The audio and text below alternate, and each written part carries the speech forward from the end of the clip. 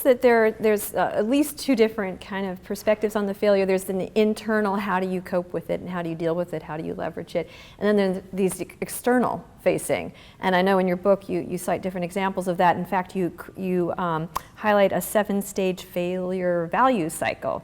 Could you share a little bit of that with us? One of the insights that's come out of the world of behavioral economics and some of the work pioneered by Dan Kahneman, for example, and others, is that as human beings, we seem to be particularly sensitive to how emotionally significant experiences end. And there are many examples of this, but what I sometimes say to our clients and our students is that you may not be able to prevent a failure from happening in the first place, but you do have some control about how they end. And that is in turn one of the stages of this 7-stage failure value cycle that Mark Coopersmith and I lay out in our book. It starts with respect. Oh, by the way, I should probably preface the fact that we thought a lot about this particular framework and how do we make it memorable. And we decided to borrow a secret from the world of pirates. So every one of these stages starts with the letter R. So we hope that facilitates people remembering, what is that other R? So it starts with respect, because if you do not respect the inevitability, likelihood, and pervasiveness of failure, you are unlikely to reap any of the rewards from it, except the pain, embarrassment, and suffering that comes along with it. Second is about rehearsing. You can ask yourself, does your organization conduct fire drills or earthquake drills, or unfortunately now even terrorism drills? Chances are every organization does something like that. Now ask yourself, what's more likely? One of those kinds of events, or the fact that your new product may fail, or a merger or acquisition that you're in the middle of may not work out, or a big IT project may not work out? Those risks are much more likely to happen.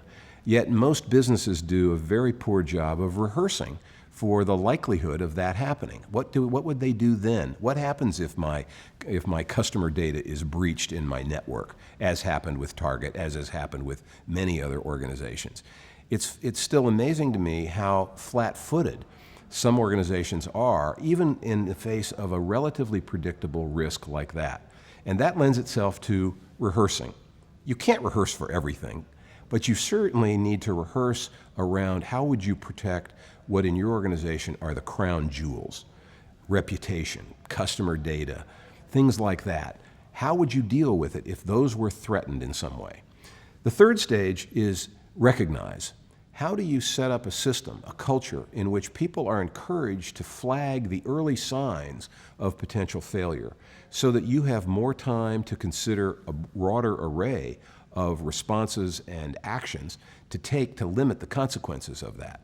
If people are afraid to talk about failure, if people are ridiculed by flagging those kinds of issues, you are likely hurting yourself and your own organization's ability to manage and deal with and ultimately mitigate the consequences of those kinds of failures.